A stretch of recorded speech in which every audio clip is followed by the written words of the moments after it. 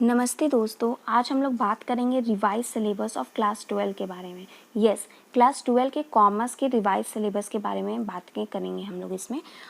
इसमें हम लोग देखेंगे कि सीबीएसई ने क्या क्या स्टेप्स लिए हैं, क्या क्या आइटम्स जो हैं, क्या क्या टॉपिक जो हैं उन्होंने एक्सक्लूड किया है, इसके बारे में देखेंगे।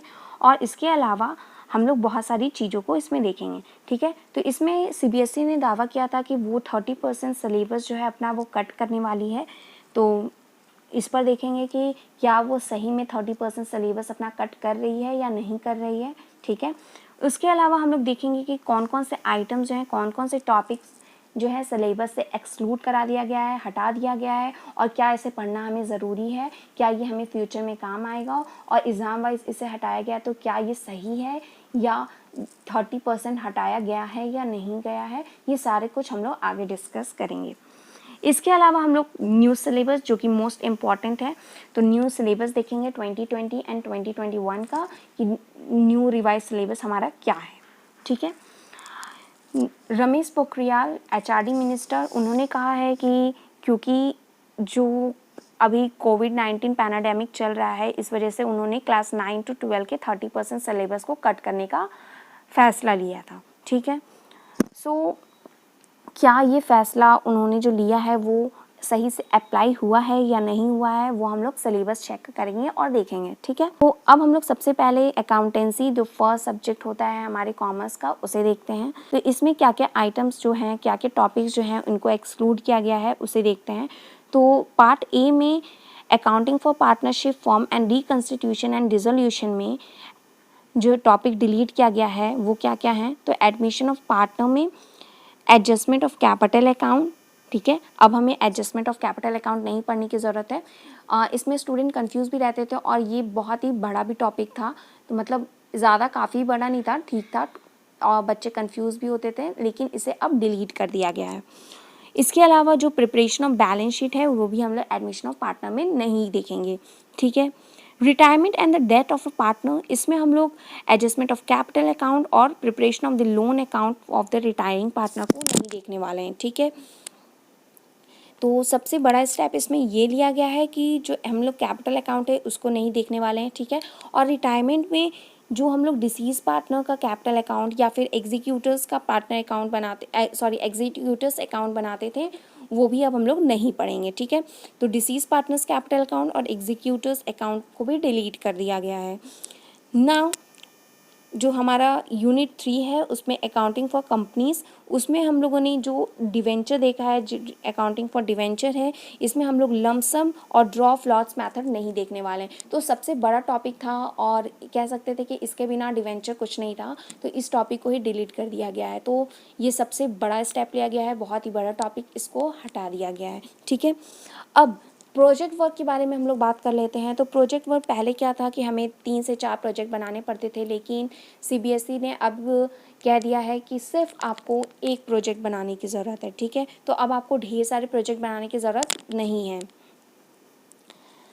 नाउ अब हम लोग देखते हैं कि बिज़नेस स्टडी में क्या क्या टॉपिक डिलीट किए गए हैं। तो बिज़नेस स्टडी में बिज़नेस एनवायरनमेंट में टॉपिक डिलीट किया गया है वो है डिमोनेटाइजेशन, जिसको कुछ ही साल पहले ऐड किया गया था तो उसे हटा दिया गया है।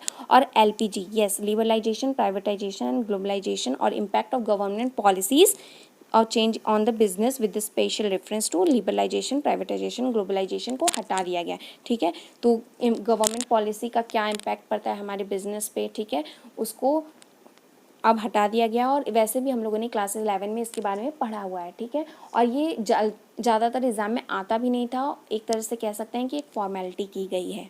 ठीक है, यहाँ पर प्लानिंग में क्या हटा गया है, तो प्लानिंग में आपका टाइप्स ऑफ प्लान जो है वो बिल्कुल हटा दिया गया है। इसमें स्टूडेंट काफ़ी कंफ्यूज भी रहते थे और ये एक बहुत ही बड़ा स्टेप भी लिया गया है, क्योंकि बच्चे इसमें काफ़ी कंफ्यूज होते थे। तो इसमें आपको खुश भी होना चाहिए कि आपको ये टाइप्स ऑफ प्लान नहीं देखने होंगे, लेकिन फ्यूचर के लिए आपको इसके लिए प्रिपेयर होना होगा, क्योंकि जो बहुत सारे एग्ज़ाम्स होते हैं जो उन सभी के लिए जो कॉम्पिटिटिव एग्ज़ाम होते हैं उसमें ये सब पूछता है, तो इसके बारे में हमें नॉलेज होना चाहिए। तो हम लोग इन सब के बारे में नॉलेज लेते हुए आगे हम लोग सिलेबस को पढ़ेंगे। ठीक है, लेकिन ये एग्ज़ाम पॉइंट ऑफ व्यू से नहीं आया है, तो ये एक बहुत ही बड़ा स्टेप और बहुत ही अच्छा स्टेप लिया गया है ताकि बच्चों के ऊपर प्रेशर ना पड़े। ठीक है, तो आप लोगों के लिए बहुत ही अच्छी बात है। नेक्स्ट है ऑर्गेनाइजिंग। ऑर्गेनाइजिंग में जो टॉपिक डिलीट किया गया है वो है formal and informal organisational structure, ठीक है। तो इसके में हमको फॉर्मल इनफॉर्मल ऑर्गेनाइजेशनल स्ट्रक्चर नहीं पढ़ना होगा। और स्टाफिंग में staffing as a part of human resource management और उसके कॉन्सेप्ट्स नहीं देखने होंगे, ठीक है।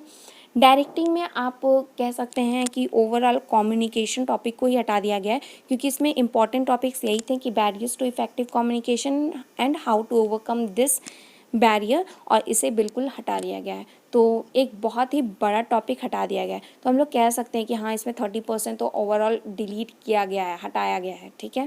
लेकिन ये सब जो टॉपिक डिलीट किया गया है, इसका मतलब ये नहीं है कि आपके कोर्स में नहीं आएगा तो आपको फ्यूचर में इसकी ज़रूरत नहीं पड़ेगी, फ्यूचर में नहीं आएगा। आपको इन सभी टॉपिक से अवेयर होना चाहिए, पढ़ना चाहिए, ठीक है। ठीक है, एग्ज़ाम में नहीं आएगा तो हम लोग एग्ज़ाम पॉइंट ऑफ व्यू से इसे नहीं देखेंगे, लेकिन इसके बारे में हमें नॉलेज होना चाहिए।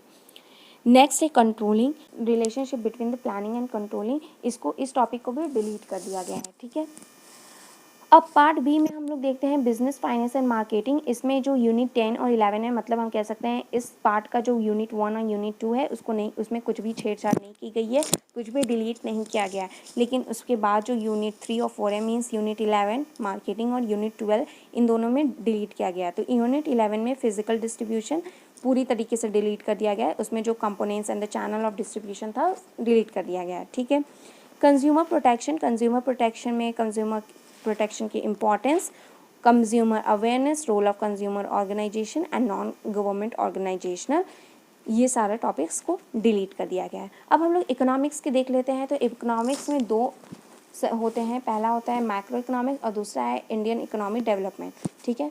तो इसमें मनी एंड बैंकिंग में जो टॉपिक डिलीट किया गया है वो है credit control. Yes, credit control बहुत ही बड़ा टॉपिक है और ये फ्यूचर में बहुत ही ज़्यादा इम्पॉर्टेंट टॉपिक है, मतलब फ्यूचर में आपको इसकी काफ़ी ज़रूरत पड़ने वाली है। तो इसके बारे में हम लोग पढ़ेंगे, लेकिन एग्ज़ाम पॉइंट ऑफ व्यू से ये अब नहीं आएगा, ठीक है। बैलेंस ऑफ पेमेंट में डेफिसिट, ठीक है, डेफिसिट को हटा दिया गया है और determination of exchange rate in a free market को भी हटा दिया गया है, ठीक है। इंडियन इकोनॉमिक डेवलपमेंट में क्या क्या चेंजेस लाए गए हैं, तो इसमें सिर्फ growth of education sector in India और अल्टरनेटिव फार्मिंग, ऑर्गेनिक फार्मिंग और इंफ्रास्ट्रक्चर में एनर्जी को हटा दी गई है। तो ओवरऑल इसमें सबसे बड़ा टॉपिक जो हटाया गया है वो है कंट्रोल ऑफ क्रेडिट, और ये ठीक भी है। मतलब ओवरऑल हम लोग कह सकते हैं कि जो भी आइटम्स को, जो भी टॉपिक्स को डिलीट किया गया है वो अप टू द मार्क है। मतलब कह सकते हैं हम लोग कि हाँ 30% तो उन्होंने डिलीट किया है। लेकिन ये सभी जो टॉपिक टू डिलीट किया गया है, हमें उसके बारे में नॉलेज होना चाहिए, ठीक है। तो इसके बारे में, इसमें हम लोग इनके बारे में नॉलेज ज़रूर रखेंगे, ठीक है। और जितने भी टॉपिक्स जो इंक्लूड किए गए हैं उसको हम लोग एक एक करके पढ़ेंगे, ठीक है। अब हम लोग देख लेते हैं कि जो रिवाइज सिलेबस है वो क्या है। तो रिवाइज सिलेबस में ये सारे लेसन्स हैं जो कि जिनके में हम लोग सारे टॉपिक्स को पढ़ेंगे। ये टॉपिक वाइज आपको पीडीएफ जो है वो डिस्क्रिप्शन में या कमेंट बॉक्स में मिल जाएंगे, ठीक है। ये अकाउंटेंसी का था। अब प्रोजेक्ट वर्क में आपको एक ही प्रोजेक्ट बनाना है। बिजनेस स्टडी के ये कुछ हैं, ठीक है, टॉपिक्स देख सकते हैं आप। ये सब आपको इनके पीडीएफ आपको मिल जाएंगे, ठीक है।